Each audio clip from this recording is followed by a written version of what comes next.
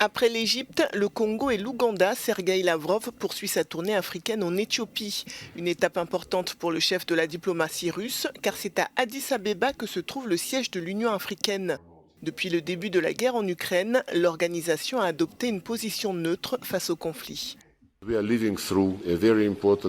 vivons une période historique très importante. Une période où nous allons tous décider du type d'univers que nous allons avoir et laisser à nos enfants et petits-enfants.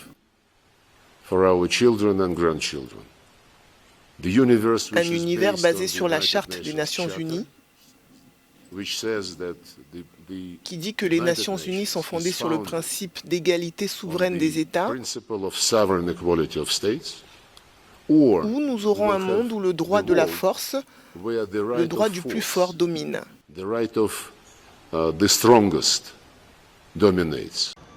Sergueï Lavrov a aussi évoqué la volonté de la Russie, notamment de s'émanciper du dollar, qui représentait à la fin de 2021 près de 59% des réserves mondiales de change.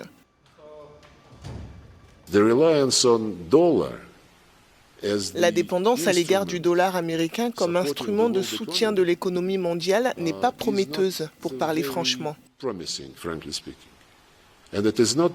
Et ce n'est pas par hasard que de plus en plus de pays se tournent vers l'utilisation de monnaies alternatives. Et ce processus va s'accélérer.